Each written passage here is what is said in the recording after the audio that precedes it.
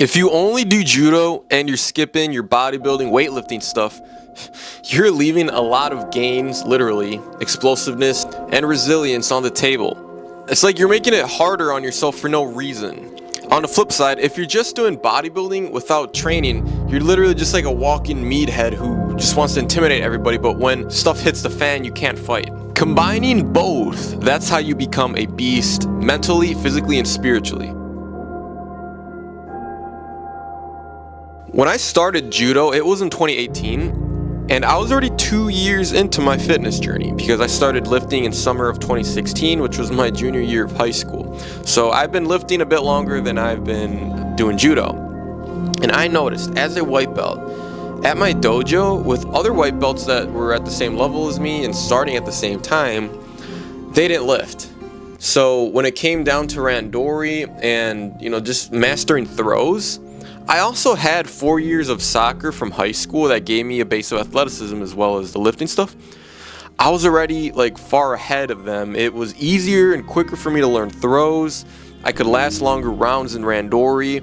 I wasn't getting gassed out, when you're posting, grabbing that lapel and your delt starts burning because of fatigue. I had good cardio, had good endurance. A lot of the soccer stuff translated, cardiovascular wise, but I noticed it wasn't really like soccer. It was mostly strength, particularly from the lower body. And luckily, I had done plenty of squats prior to joining the judo dojo. A lot of judokas don't lift weights, I noticed, and it's really sad. And you guys are leaving a lot of gains at the table, literally. And it allowed me to smash through my first tournament and win first place.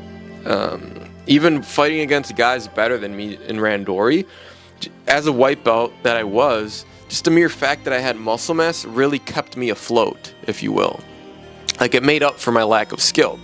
And then fast forward a couple years, my skill started catching up to my strength, and for as little as I've been doing judo for 6-7 years now, I'm really good for the amount of time I've been doing it compared to other guys who I started with at the same time.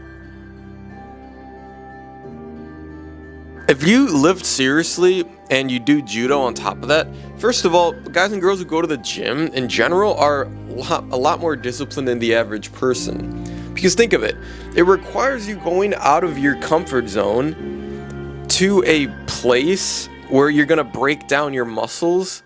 That hurts. That's uncomfortable. It's no wonder why you look around you at your job place, on the street, at the supermarket, at the store. Most people are fat, old, and out of shape because human nature does not enjoy getting uncomfortable. It's like a biological instinct.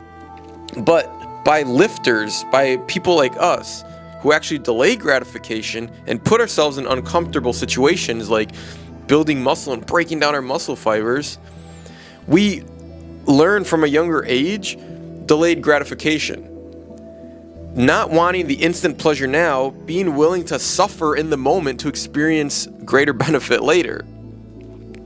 And that, I tell you, that concept of delayed gratification has helped me so much in life with my, saying no to instant pleasures, bad habits, being more disciplined with my diet, being more disciplined with my work, being more disciplined with people I allow in my space socially. And on top of that, if you want to go a layer on top of that, do a martial art, in this case judo. Judo is way harder than any sport. And if you lift weights at the same time, oh man, you mentally and spiritually, you just divided yourself from the average pack of human beings. Because think of it now with judo, you're literally going to a dojo where you're throwing each other on the mat. That's even more uncomfortable. And doing randori, sparring, that's hell, bro. You're literally fatiguing yourself in competition to see who's good enough and more competent enough to throw themselves on the mat first. So by combining those two, man, you're going to notice how much of a beast you'll be in every facet of life. Discipline-wise, mentally, just the mental health benefits that exercise creates for you. And in combination with the two, I'm telling you, man, that's what I do, and look how far I've come. I have this YouTube channel that's going really well. Online business. I quit my 9-to-5 job. I got out of a lot of toxic situations. I have this toxic ex that keeps coming back, finding ways to come back to me. I don't know how, because I blocked her on everything and she still texts me on different numbers, but I still have the willpower to say no to all of that because of all the mental discipline and resilience that I built through my fitness and my judo journey. So comment down below if you guys can relate with that spiritual, that mental discipline that lifting and judo have created in your life for you. If you're only doing judo, you are missing that raw strength, like I mentioned in the beginning, that advantage that you're gonna get strength-wise when it comes to pulling, throwing better, and resisting, having more defense. People are gonna notice, oh wow, this guy's heavy to move, I can't move him. It's because of all the muscular strength. You know how many times that's happened to me. And it's also, I would call it joint armor. When you have more muscle, it definitely prevents more injuries versus being some skinny person. Imagine throwing. I always get anxiety when I throw like these skinny people on the mat because just the way they fall just feels weird. It just feels like a skeleton collapsing and breaking. There's plenty of people in my dojo who are like that. Can't say any names, but you need to lift. You need to cover yourself with that muscular armor for sure. And all the other explosive athletic benefits that I mentioned that it creates in you. And vice versa, if you only lift, you're strong, but you're fragile. One real fight can expose who you really are. You're meant to be both technical and terrifying physically.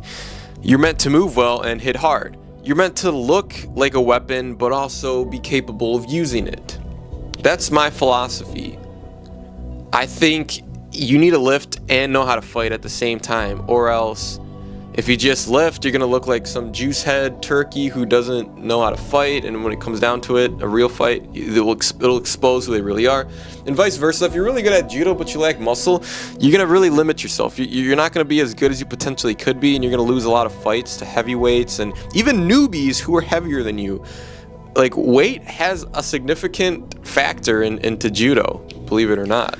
Alright guys, so if you like the way I've trained, you've watched me for a while, you want to get better at judo, and you don't necessarily want to depend on the dojo, going there all the time, because I used to go to, and still to this day, I go to dojo like 1 to 3 times max a week, and I do my own solo judo training like 2 to 3 times a week, and I go to the gym 3 to 4 times a week. I combine all those, and I'm as good as I am now.